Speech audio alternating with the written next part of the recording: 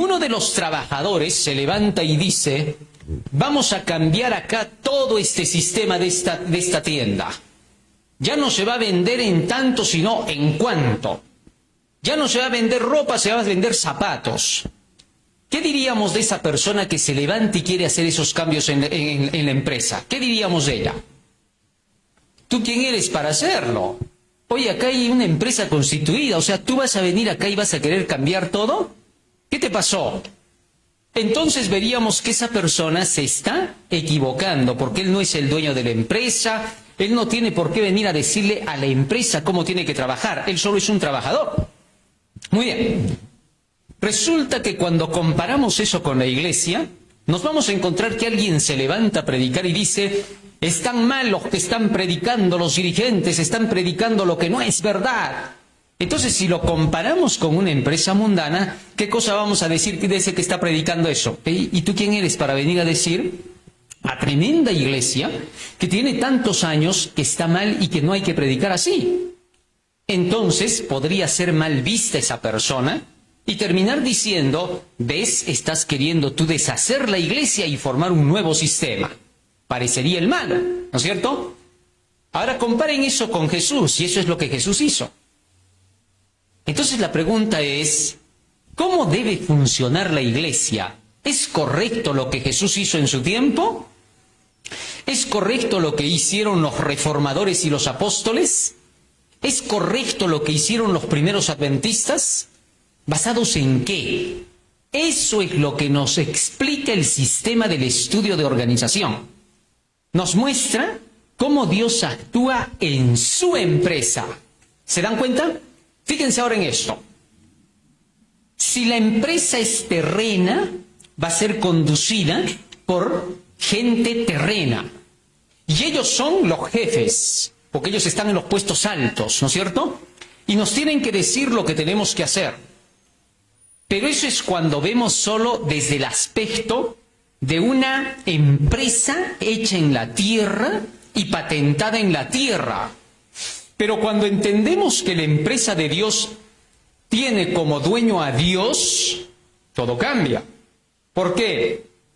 Como que es el dueño y el empresario, él puede mandar a quien él quiera para corregir a su empresa. ¿Se dan cuenta? ¿Hay diferencia o no? Una cosa es que el empresario, el dueño, sea el de acá de la tierra. Supongamos que el presidente de la Asociación General de nuestra iglesia es el dueño, ¿ah? Junto con todos los que están ahí. Ellos tienen que decirnos lo que hay que hacer. Y un enviado de esta empresa sería un enviado de ellos, con el permiso de ellos.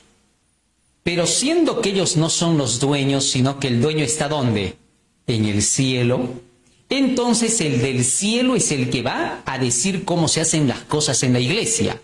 Y no los dirigentes que están en las oficinas de la institución, en este caso en Estados Unidos. ¿Está claro? Eso es lo que hace la variación. Que la organización adventista tiene como cabeza a Cristo, mientras que las organizaciones de esta tierra tienen como cabeza a su dueño o al gerente general. ¿Está claro? Eso hace la variación. Muy bien, teniendo eso en cuenta, ahora, ¿qué cosas muestran que alguien no es enviado de Dios, que es un disidente de los malos, de los que están contra Dios? Y eso es lo que estamos analizando, algunas de sus prédicas. ¿Cómo predica el disidente? Su predicación es sentimental. Fíjense lo que dice la mensajera de Dios.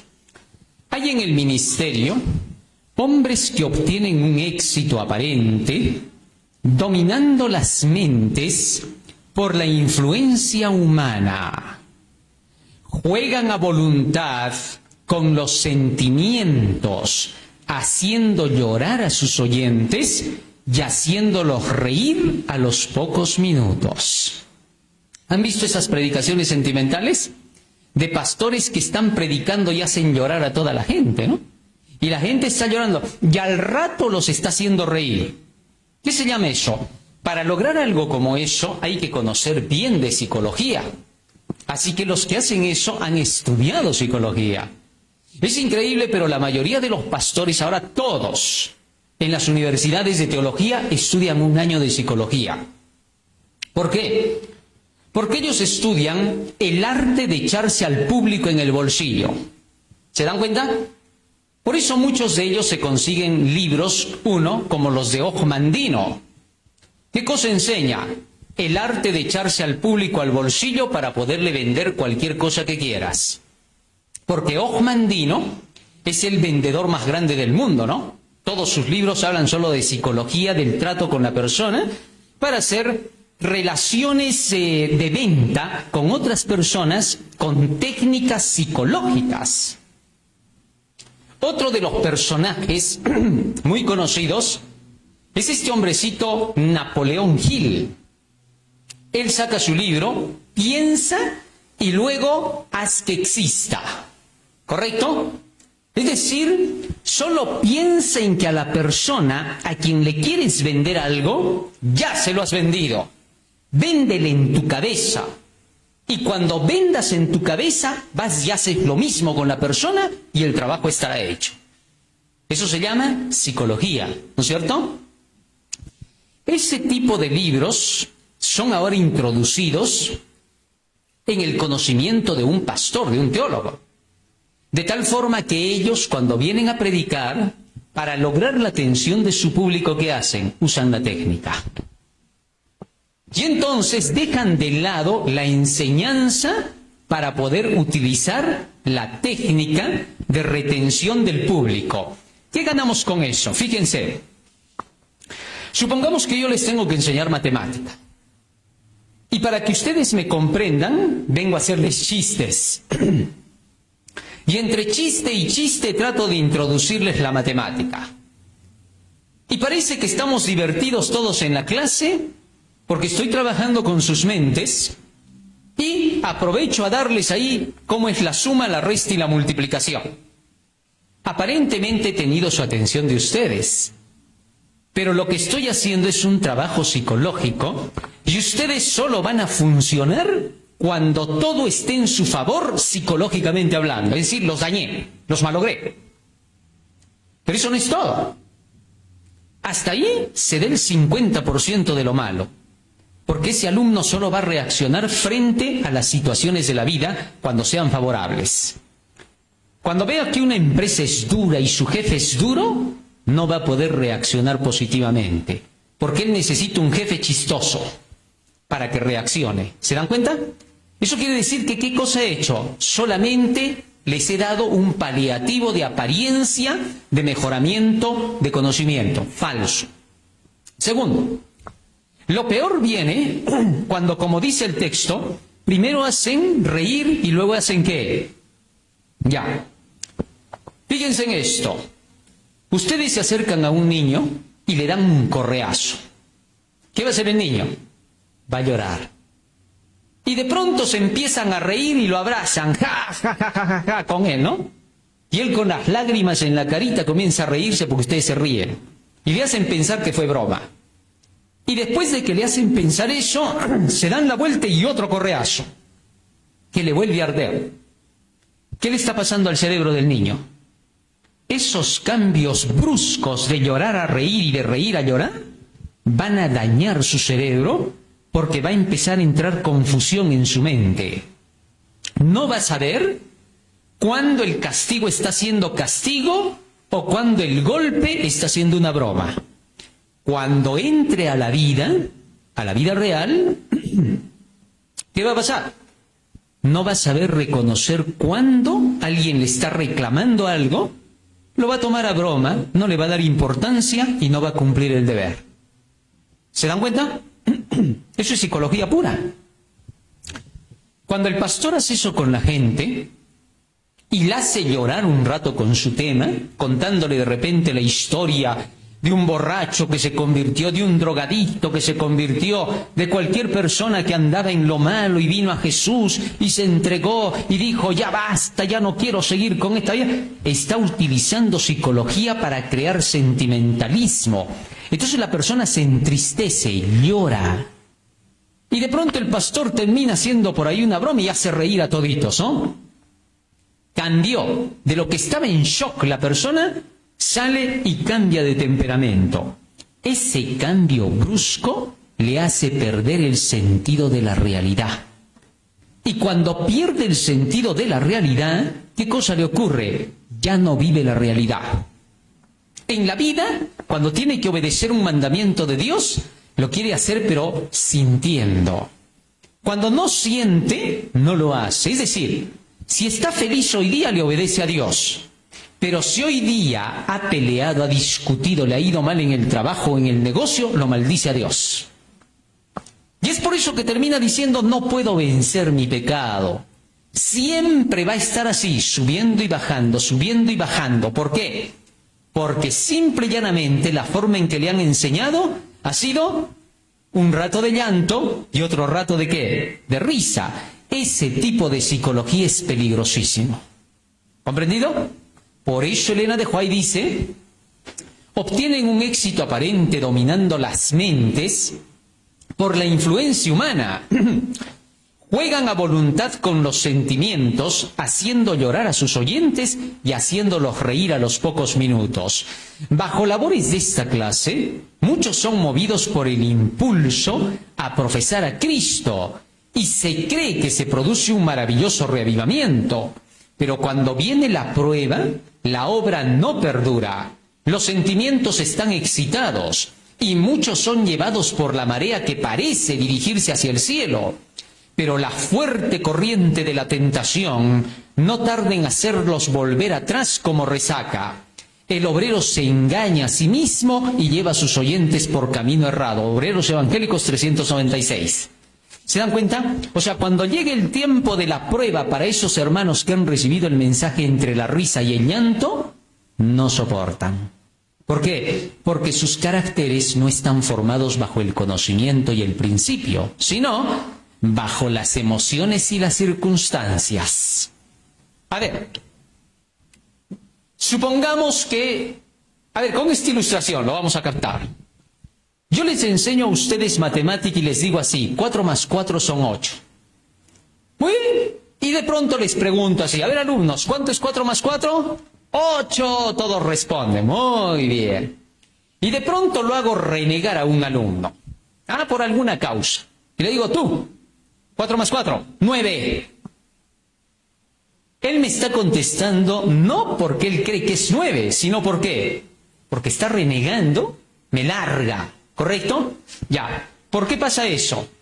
Porque él no está siguiendo las matemáticas por conocimiento, sino solo porque yo en el momento que le hablo, lo hago reír, le hago chistes, entonces a él le gusta ese profesor.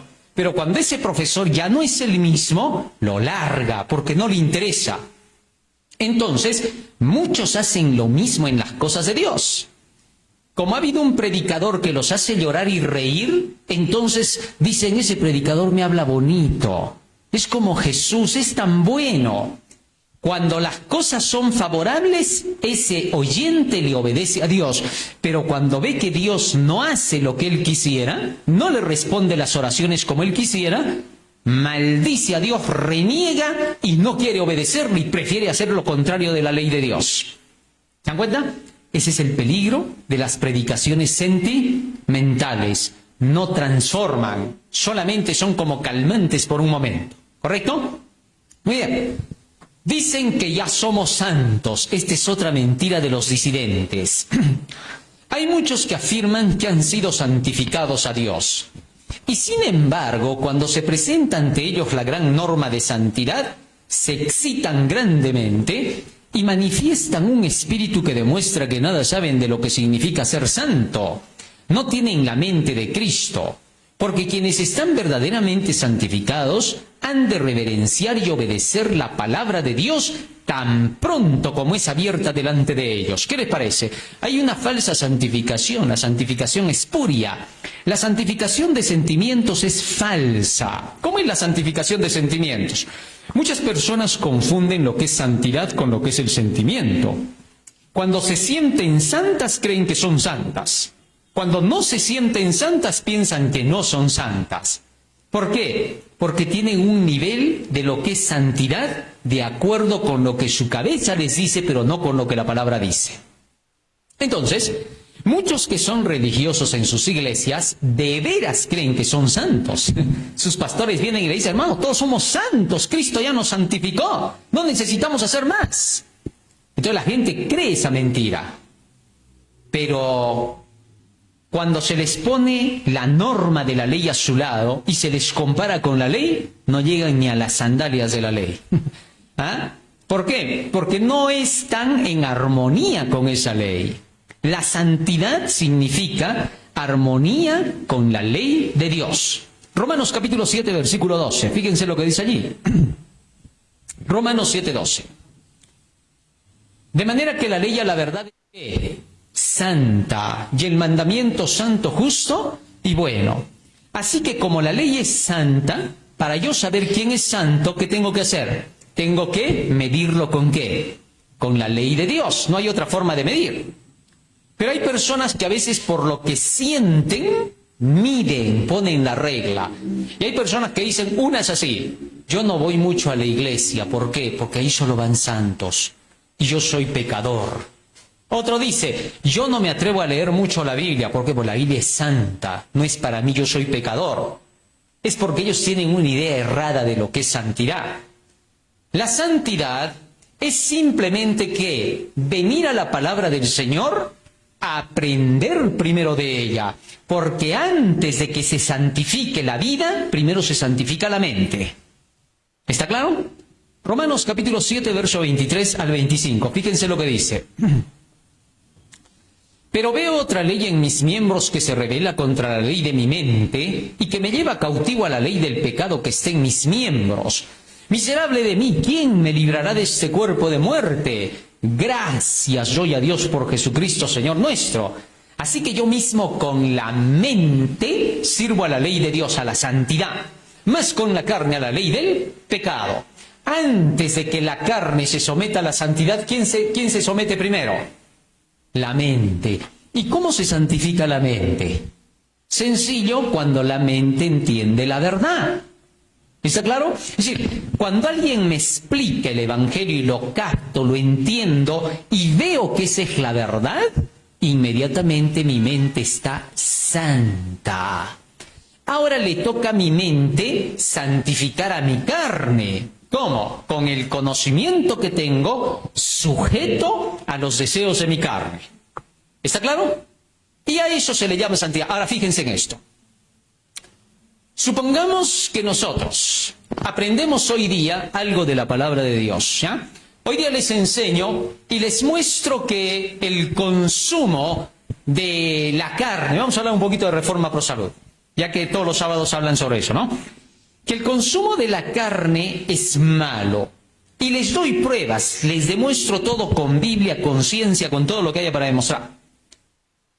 Y ustedes salen de acá y lo primero que hacen es que cuando les quieren invitar carne, ya no como. Hoy día aprendí una lección, por eso no quiero saber nada con la carne. Inmediatamente, ¿saben qué nombre les da Dios a toditos ustedes por hacer eso? ¿Has visto a mi santo ahí abajo? ¿Se dan cuenta? ¿Me estoy dejando entender o no? A ese le llama santo Dios rápido. ¿Por qué?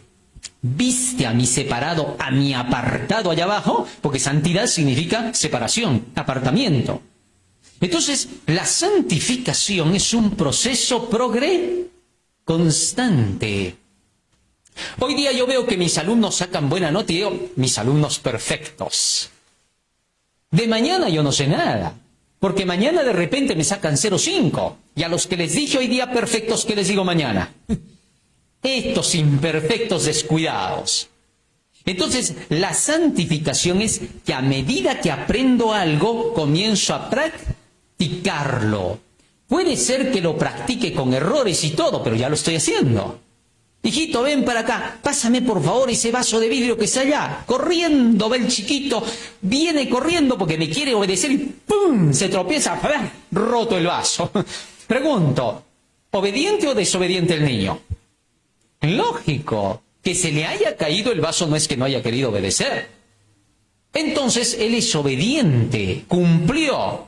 Y en lugar de sacarme el chicote para darle duro, ¿qué voy a hacer? Voy a correr, hijito, ¿qué ha pasado? Ya levántate, sí, sí he visto, no te preocupes, no pasó nada acá. ¿Se dan cuenta? Eso es lo que pasa con Dios. La manera de medir de Dios la santidad no es la nuestra, ¿correcto?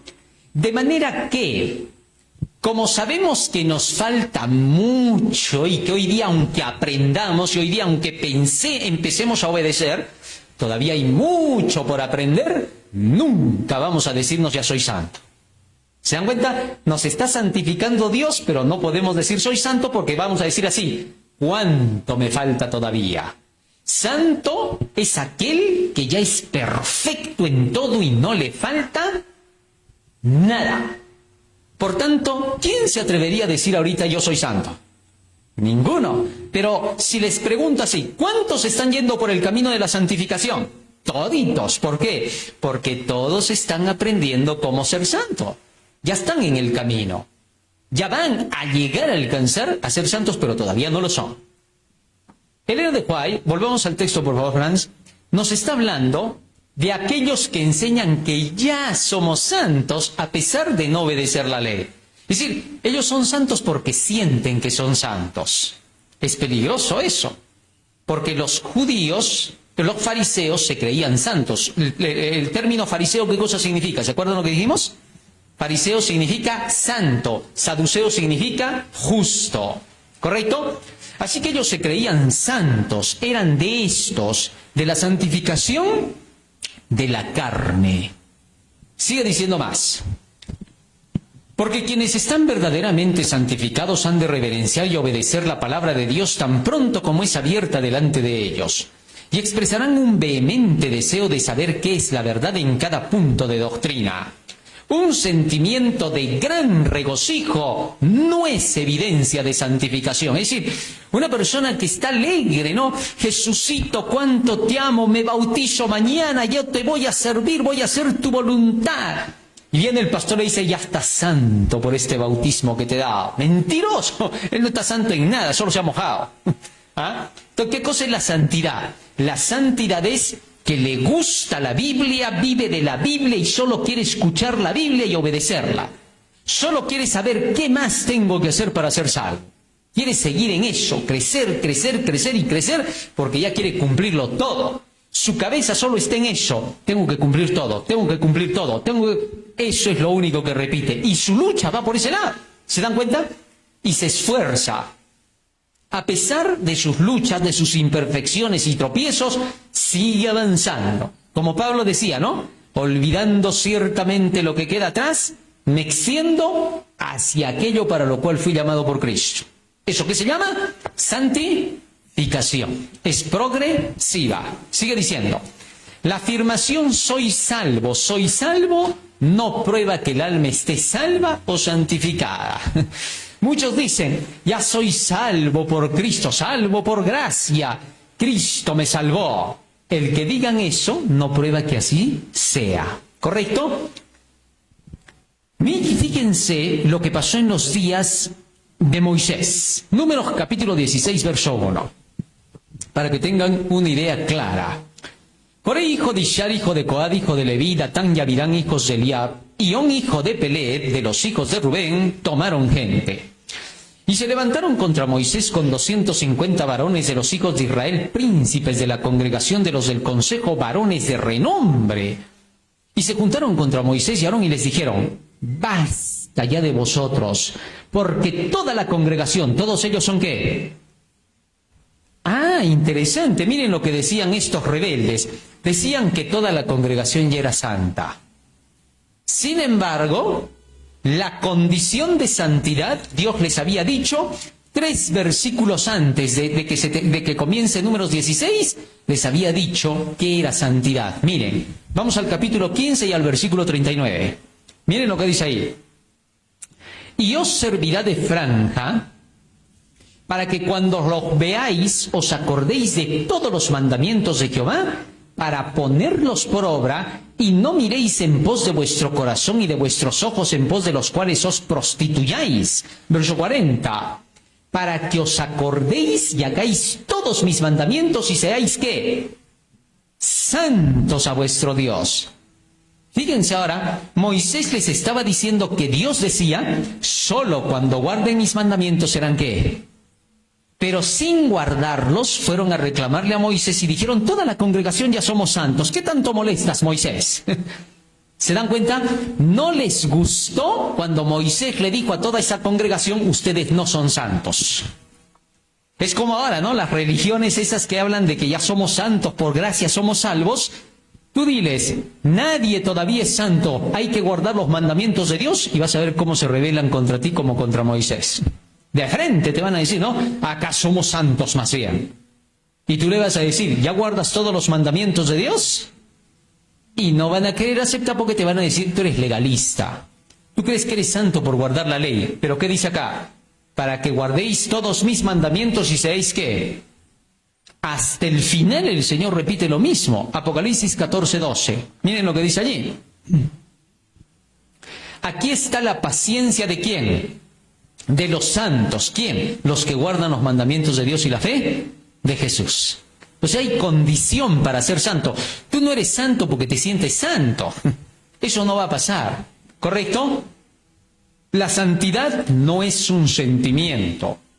La santidad no es que todo el día estás pensando y diciendo, qué religioso soy, Jesucito te amo, Diosito te amo. No.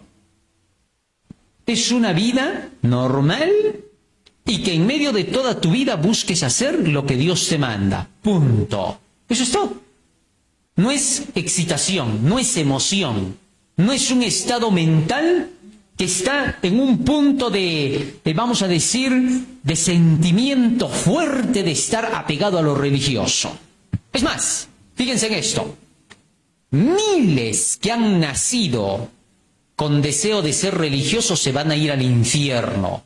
Y miles que han nacido con malos deseos se van a ir al cielo. ¿Qué les parece? ¿Por qué? Una cosa es nacer con el gusto por la religión. Si tú naces en el cristianismo con gusto por la religión, ¿qué religión vas a seguir? La cristiana. Pero si te toca nacer entre los hindúes, ¿qué religión vas a seguir? La hindú. Y si naces católico, vas a querer ser católico. Si naces protestante, vas a querer ser protestante. Eso solo es un gusto. Eso no es la salvación. Hay otros que nacen sin gusto por la religión, la odian. Les gusta ser ateos. ¿Acaso por eso tienen que ser ateos? Eso no prueba nada. La inclinación no es la persona.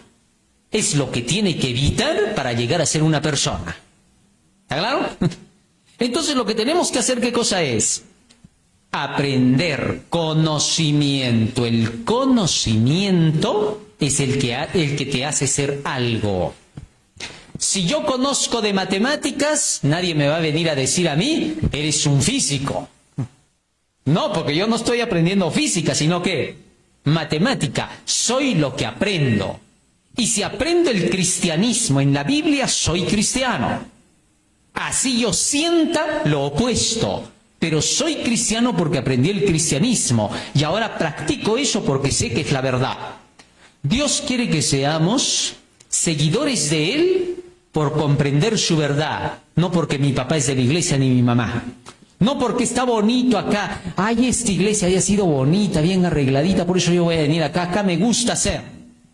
No porque, ay, el pastor había sido un gran teólogo, es extranjero, viene de los mejores países, de allá de la Alcurnia, entonces yo por eso vengo acá. No. Es que esta iglesia es grande, tiene mezanín y tiene platea, por eso, y acá tienen pantallas por todo lado, el piso está bonito, por eso vengo para acá. No, eso no hace a una iglesia de Dios ni cristiana. ¿Qué cosa la hace entonces? La verdad. Nada más. ¿Tú vienes por la verdad? Bienvenido, porque vas camino al cielo. ¿Tú no vienes por la verdad? Estamos perdiendo el tiempo. ¿Por qué? Porque entonces, si tú no vienes por la verdad, ¿por qué estás viniendo? Solo porque tienes que cumplir con venir el sábado. ¿Para qué queremos adventistas de costumbre? ¿Queremos adventistas de qué?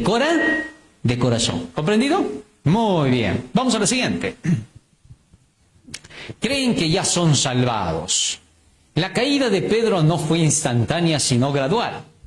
Nunca debe enseñarse a los que aceptan al Salvador aunque sean sinceros en su conversión, a decir o sentir que están salvados. Miren, hay personas que a veces salen de las aguas del bautismo y dice el pastor, ahora ya estás salvado, hijo.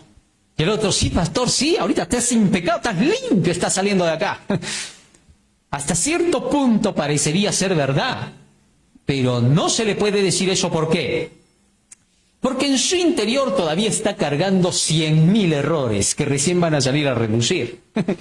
Hasta ahí solo ha estado el caramelo del cristianismo, pero pasado el caramelo ahora vienen las responsabilidades. Entonces no puedes decirle que está salvado. Entonces, ¿qué le voy a decir? Que ha empezado la carrera de la salvación. Tú no le vas a decir, cuando ingresa a medicina a tu hijo, eres un hermoso médico, hijo, acá les presento al médico fulano de tal. No, pues no es médico.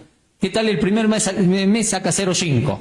¿Qué tal el primer año y repite? ¿Y qué tal se cansa de la carrera y se va a otra? Entonces, tú no puedes decir que estás salvado, pero ya estás en la carrera, ya vas camino a ser graduado para la salvación.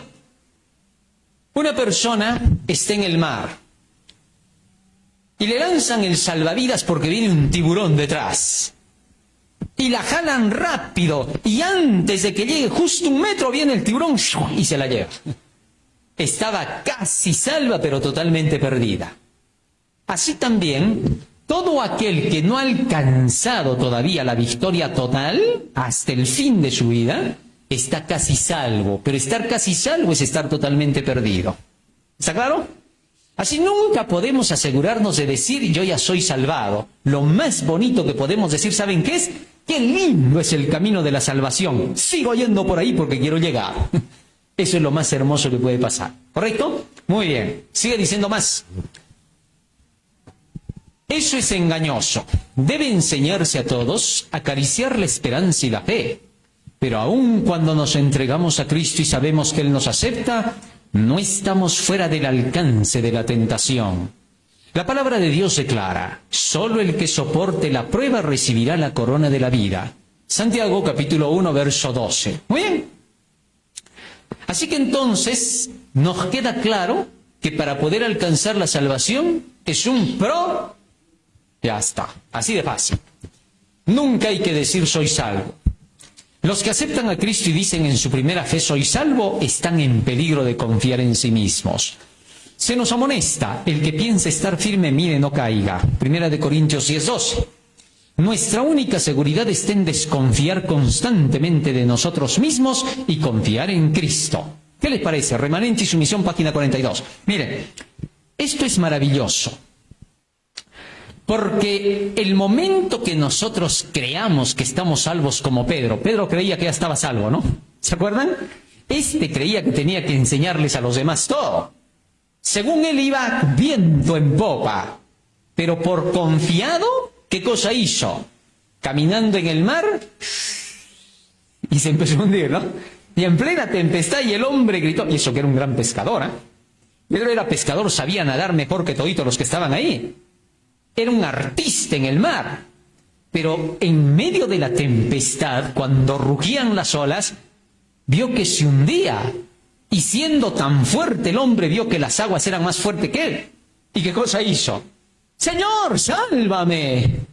Aquel hombre fuerte, y Jesús lo miró, hombre de poca fe, ¿por qué dudaste? Es decir, ¿por qué dejaste de seguir lo que yo te digo? ¿Por qué empezaste a seguir lo que tú creías? Como veías que caminabas sobre el mar, tú dijiste, soy tan santo que ya pues puedo hacerlo como Jesús. ¿Han visto que están sentados en el barco, ni siquiera pueden salir? Eso es peligroso. El orgullo es peligrosísimo, creer que ya estás salvado. La Biblia no enseña nunca que creamos así. ¿Cómo enseña la Biblia? San Mateo capítulo 24, versículo 13. Fíjense lo que dice. ¿Qué enseña la Biblia? Mas el que persevere hasta el fin, ¿qué dice? Este será salvo. La salvación es perseverar hasta el fin. Apocalipsis capítulo 2, verso 10. Última parte. Sé fiel hasta la muerte y yo te daré la corona de la vida. ¿Hasta cuándo hay que ser fiel? Y recién se puede decir que está salvado. Así que cuidado con engañarnos. No existe la doctrina en la Biblia de que estés salvo ya. La doctrina de la Biblia es hasta el final. Cuando llegues al final, recién se habla de tu salvación. Solo a la segunda venida de Cristo podremos decir que estamos salvados. Miren lo que dice Hebreos 9:28. Hebreos 9:28. Así también Cristo fue ofrecido una sola vez para llevar los pecados de muchos, y aparecerá por segunda vez sin relación con el pecado para salvar a los que le esperan. ¿Para qué viene, dice? Para salvar a los que le esperan. Antes de eso no hay nada. ¿Ah? No sigamos doctrinas que no son bíblicas. Vamos a la siguiente. Seguimos avanzando, hermano Franz. Vamos un poquito más. Creen que ya son salvados los disidentes. Esto es lo que hemos leído ya. Vamos avanzando un poco más. Ahí está. Ya esa también. Ahí nos hemos quedado. Ese es. Nunca debemos descansar satisfechos de nuestra condición y cesar de progresar diciendo estoy salvado. Ninguna lengua santificada pronunciará esas palabras hasta que venga Cristo y entremos por las puertas de la ciudad de Dios. Mientras el hombre esté lleno de debilidades, pues por sí mismo no puede salvar su alma, nunca debería atreverse a decir soy salvo. ¿Hay alguien que ya no tenga debilidades acá? ¿Alguien puede levantar la mano y decir, yo hermanito no tengo debilidades, a mí de por sí me salen las buenas obras, ni esfuerzo hago, sí, ya natural me sale lo bueno a mí? ¿Hay alguien? No hay. Como no hay, nadie puede confiar en sí mismo. ¿Por qué? Porque sabemos que en cualquier rato cambian los pensamientos y sentimientos. Hoy día puedo salir diciendo, Señor, voy a hacer tu voluntad y aquí en adelante vas a verme como soy, santo como tú. Y de pronto la próxima semana algo pasa, reniego y maldigo todo. ¿Se dan cuenta? Entonces no podemos asegurarnos en nosotros. Nosotros somos inseguros. Es mejor confiar solo en la palabra de Dios, nada más. Vamos a la siguiente. Remanente y sumisión 42. No puede jactarse de la victoria el que se reviste de la armadura, pues tiene todavía que pelear la batalla y ganar la victoria. El que soporte hasta el fin es el que será salvo. Más, enseñan que Cristo ya lo hizo todo y no hay que esforzarse. Según los disidentes, no tienes que esforzarte para cumplir la ley. Ya Cristo lo ha hecho todo por ti. Hay muchos que profesan seguir a Cristo, pero que nunca llegan a ser cristianos maduros. Admiten que el hombre está caído, que sus facultades están debilitadas, que es incapaz de hazañas morales, pero añaden que Cristo ha llevado todas las cargas. Ellos dicen, ¿no? No, nosotros somos incapaces, somos pecadores, somos sucios. Reconocen hasta ahí, muy bien. El primer paso lo dan bien, pero el segundo se dan un tropezón que se van de narices, ¿no? Porque terminan diciendo, pero Cristo ya lo hizo todo por mí. Ya no necesito hacer nada. Que Cristo ha llevado todas las cargas, todos los sufrimientos, toda la abnegación, y que están dispuestos a dejar que lo lleve todo. Dicen que no hay nada que puedan hacer sino creer. Pero dijo Cristo, si alguno quiere venir en pos de mí, niéguese a sí mismo, tome su cruz y sígame. Jesús guardó los mandamientos de Dios. ¿Qué les parece? De manera que entonces, si tú quieres ser un cristiano, Cristo dice así, ¿quieres ser mi discípulo? Sí, ya. Toma tu cruz y vas detrás de mí. Es decir, haz todo lo que yo hago. ¿Dónde está? Él ya lo hizo todo y yo no tengo que hacer nada. ¿Dónde está? Cristo está enseñando otra cosa. Tomas tu cruz y vienes conmigo. Es decir, siente el peso de la cruz. La cruz representa toda la enseñanza de la palabra. La palabra de la cruz es locura para los que se pierden, dice 1 Corintios 1:18. De manera que entonces, la palabra de Dios es la cruz. Y cuando dice, toma tu cruz y sígueme cada día, ¿qué está diciendo? Toma la Biblia, estúdiala y sigue todo lo que manda la Biblia. Eso es seguir en pos de Cristo. Eso es ser discípulo. ¿Discípulo qué significa? Alumno. Así que el alumno tiene que hacer lo que el profesor le dice para dar un examen y pasar con buena nota. Si no hace nada, no pasa de año. Así de sencillo. Un ejemplo de falsa santidad. Este hombre, dice Elena de White, representa una clase. La santificación espuria directamente aleja de la Biblia. La religión es reducida a una fábula. Sentimientos e impresiones se erigen en criterio. Mientras profesan ser impecables y se vanaglorian de su rectitud, los que presumen de ser santos enseñan que los hombres están en libertad de transgredir la ley de Dios y que los que obedecen sus preceptos han sido destituidos de la gracia. Una presentación de las demandas de la ley levanta su oposición y excita su ira y desprecio. De ese modo revelan su carácter, por cuanto los designios de la carne son enemistad contra Dios, porque no se sujetan a la ley de Dios, ni tampoco pueden. Una de las características de los que se creen santos es que odian la ley. ¿Cómo pueden odiar la ley, que es la santa, y luego decir que ellos son santos? Eso es inconcebible, inaceptable, ¿no? Ah, me gustan las matemáticas, añoro las matemáticas. Cuando van a hacer sumas, qué aburrido. Las restas, peor. Divisiones, ¿cómo van a enseñar eso? ¿No es que te gustan las matemáticas? Es puro sentimiento. No le importa la verdad. Solo cuando la persona de veras gusta algo, sigue ese algo. ¿Está claro? Muy bien.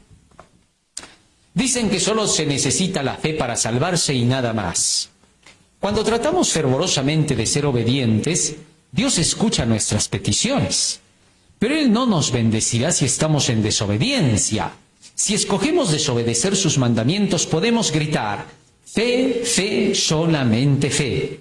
Y la respuesta vendrá de la segura palabra de Dios. La fe sin obras es...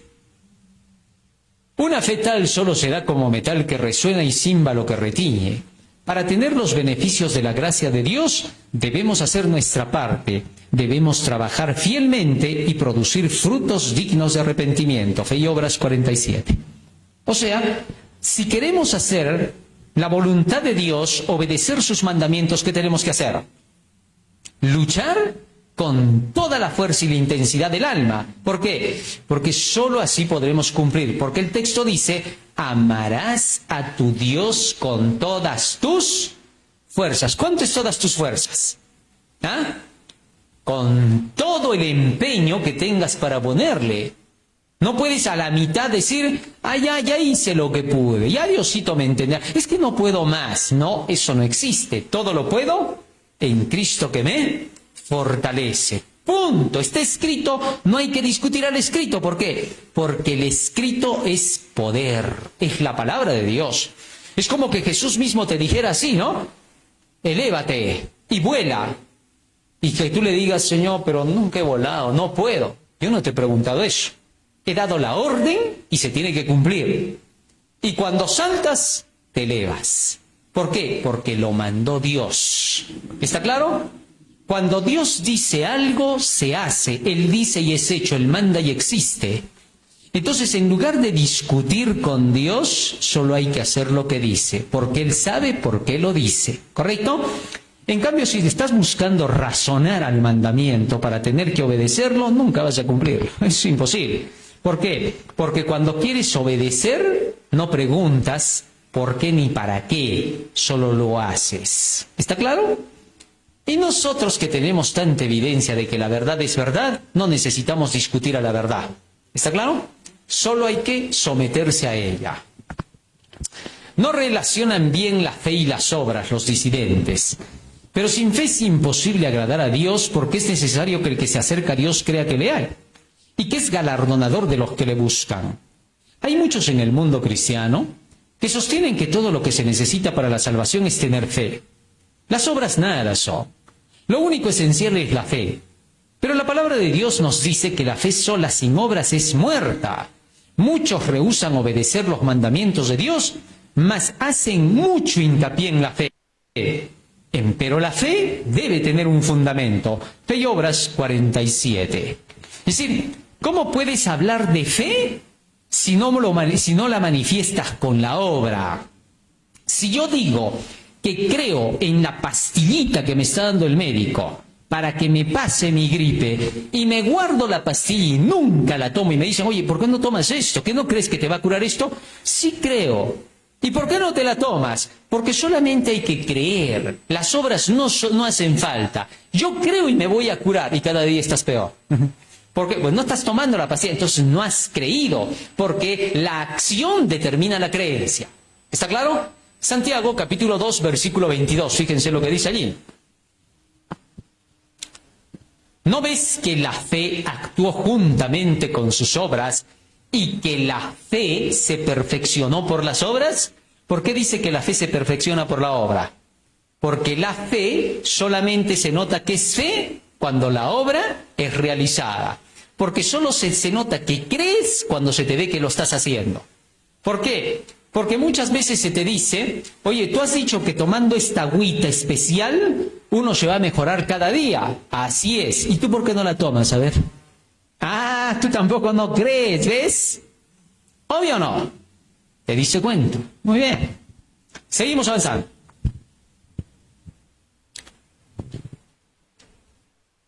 ¿Vamos avanzando, hermano Franz? Ahí está. En un sentido, somos salvados por nuestras propias energías, sigue diciendo la mensajera del Señor. En un sentido, somos librados a nuestras propias energías. Debemos luchar con ahínco para ser celosos y arrepentirnos, para limpiar nuestras manos y purificar nuestros corazones de toda mancha. Debemos alcanzar la norma más elevada, creyendo que Dios nos ayudará en nuestros esfuerzos. Si hemos de hallar, debemos buscar con fe. Debemos llamar para que la puerta pueda abrirse ante nosotros. La Biblia enseña que todo lo referente a nuestra salvación depende de nuestro propio curso de acción. Si perecemos, la responsabilidad ya será enteramente en nosotros mismos. Si se ha hecho provisión y si aceptamos los términos de Dios, podemos apropiarnos de la vida eterna. Debemos acudir a Cristo con fe. Debemos ser diligentes para hacer nuestra vocación y elección seguras. Fe y obra 48. Es decir, la fe, para que se realice, tiene que ser de tal manera tu esfuerzo como que tú solito estuvieras obedeciendo y Dios no te estuviera ayudando. ¿Te diste cuenta? Así se obedece. Miren esto. En una ocasión estaban en guerra los israelitas, ¿no es cierto? Y estaban luchando. Y Moisés levantaba las manos, y cuando Moisés levantaba las manos, ¿qué pasaba? Josué abajo ganaba la guerra. Cuando se le cansaban los brazos a Moisés, los bajaba y Josué perdía la guerra. Pero Josué seguía peleando igual. ¿La diferencia en qué estaba? ¿En los brazos de quién? De Moisés. Así que tuvieron que venir dos personas a ayudarle a Moisés y a levantar sus manos. Y entre los dos le contuvieron las manos y Josué ganó la batalla. Ahora, nótese bien esto. Josué seguía peleando con toda la intensidad, ya sea que Moisés subiera o bajara las manos. Nosotros debemos obedecer lo que Dios nos pide con toda la intensidad. De Dios va a depender la victoria, porque si Dios está mandando, venceremos, porque Él lo dijo. Cuando queramos hacer lo mismo, pero sin Dios, no podremos. Y aunque podamos, Dios no está detrás de lo que se nos está pidiendo. ¿Está claro? Fíjense en esto. Hay hindúes de la creencia oriental que ellos tienen conocimiento de que no tienen que comer ciertas cosas, de que tienen que llevar una vida metódica. Oigan, y lo logran. Lo hacen mejor que un cristiano. Para sus principios, para sus oraciones, sus rezos, ellos despiertan antes de que salga el sol. Y están orando. Y están haciendo la obra, lo que ellos creen. ¿Y cómo lo hacen si no tienen la gracia de Cristo? ¿Cómo lo logran? Sin la gracia y lo pueden hacer. Y eso no prueba que sean cristianos, ni prueba que van a ir al cielo. Y si el cristiano tiene la gracia de Dios, el poder de Cristo que le da órdenes y lo puede lograr hacer, ¿qué cosa dificulta la obediencia? Entonces solamente es un corazón no regenerado, no santificado por la verdad de Dios, un corazón que no quiere aceptar lo que Dios dice. Basta con que tú aceptes la verdad y la verdad te transformará. ¿Correcto? Muy bien. Vamos al final. No presentan las condiciones reales, vamos avanzando, hermano Franz, no presentan las condiciones reales para salvarse. Dios exige en la actualidad exactamente lo que exigió a la santa pareja en el Edén: obediencia perfecta a sus requerimientos. La fe en Cristo que salva el alma no es lo que muchos presentan cree su pregón. Solo cree en Cristo y serás salvo. Es lo único que necesitas hacer. La fe verdadera, a la vez que confía enteramente en Cristo para la salvación, conducirá a la perfecta conformidad con la ley de Dios. La fe se manifiesta en obras, y el apóstol Juan declara: el que dice yo le conozco y no guarda sus mandamientos, el tal es mentiroso y la verdad no está en él. Primera de Juan 2:4. Solito se explica. La salvación no tiene nada que ver con sentimientos. Es inseguro confiar en sentimientos o impresiones. Estos no son guías confiables. La ley de Dios es la única norma correcta de santidad. Por esta ley será juzgado el carácter. Si alguien que busca la salvación preguntara: ¿haciendo qué cosa heredaré la vida eterna?, los modernos maestros de la santificación contestarían: tan solo cree que Jesús te salvará. Pero cuando a Cristo se le formuló esta pregunta, dijo: ¿qué está escrito en la ley? ¿Cómo lees? Y cuando el que preguntaba replicó: amarás al Señor tu Dios con todo tu corazón y a tu prójimo como a ti mismo, Jesús dijo: bien has respondido, haz esto y vivirás. Fe y Obras, página 52. Muy bien. Hasta aquí vamos a llegar por el día de hoy, ya estamos contra el tiempo. Ya hemos aprendido varias doctrinas disidentes, ¿no es cierto? Ya sabemos cómo reconocer a un disidente. No debemos tener pena cuando lo reconozcamos. Si tu pastor es disidente, no tengas pena. Porque hay hermanos que, ¿cómo le voy a decir a mi pastor que está mal? ¿Cómo le voy a decir a mi papá que está mal, a mi mamá? No, al hermanito que se va a desanimar si le digo. No, no tengas pena. La disidencia contra la verdad de Dios debe de ser reprendida. Cristo enseñó a hacer. Así que lo que vas a hacer es: demuestra qué cosa es la verdad, aunque la otra persona choque por un momento.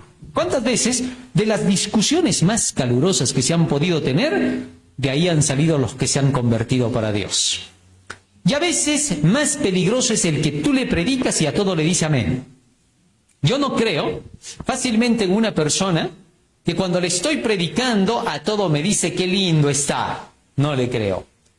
Cuando me hace la guerra y me discute, digo, este sí es verdadero, este es sincero. ¿Por qué? Porque por algo me está discutiendo, porque está entendiendo lo que yo estoy diciendo. No le gusta, está en contra. Yo le voy a demostrar con los escritos ahora qué cosa es verdad. Me da opción a mostrarle más. ¿Está claro? Así que cuando una persona se convierte en una semana y se bautiza, ojalá la desbauticemos rápido. ¿Por qué? Porque solo se está bautizando de emoción. Porque van a pasar los meses y se le va a ir la emoción y va a maldecirlo todo. Recuerdo cuando estábamos en una campaña y de pronto un hermano se levanta: pastor, le dice, me han gustado los temas hermosos de Daniel y Apocalipsis que usted ha predicado. Y le dijo: pastor, le voy a regalar mi Volkswagen para la iglesia, para que se haga la obra. Y le regaló pues un Volkswagen nuevecito, de esos escarabajos, ¿no? Pasan 3 meses y viene: pastor, ¿sabe qué? Me llevo mi carrito, ¿ya? Pero hermano, usted ha venido a hacer un donativo acá, ¿qué ha pasado? No, ustedes me han estafado. ¿Pero en qué le hemos estafado? Si usted solito ha venido a regalar. No, que usted me ha debido de decir a mí: ¿sabes qué? Llévate tu carro, ¿cómo vas a venirlo a traer? Acá no podemos recibirte así, porque no te podemos pues quitar tu carrito. Así me han debido decir. ¿Por qué no me han dicho eso? Pero no, fácil, ustedes me lo recibieron porque tanto querían la plata que se recibieron mi carro. ¿Qué fue lo que le pasó a este hombre? Este pues no estaba convertido para nada, ni al diablo estaba convertido. ¿Por qué? Porque solo se emocionó, no se convirtió. La conversión es un proceso en el cual la persona primero aprende toda la verdad, capta lo que es la verdad presente, porque toda la verdad ya toda la vida es para toda la vida. Solo la verdad presente es todo. Son temas que se acaban. Entonces, cuando los conoce, los acepta todos y decide cumplirlos. No se queja, no contradice, porque le quedó claro. Y por eso tienes opción de preguntar, de saber indagar, porque debe preguntar. No es simplemente que me la creo porque es el pastor, es el más consagrado. Este pastor para mí que se va con zapatos y todo al cielo, por eso le creo todo. No, señor. Maldito el hombre que confía en el hombre, dice el texto. Tú no le crees a tu pastor porque es un angelito. No. Tú le crees a tu pastor porque te predica la verdad. Tú no le crees a tu profesor porque tu profesor sea un angelito, le caes bien, te regala chocolates todos los días. No.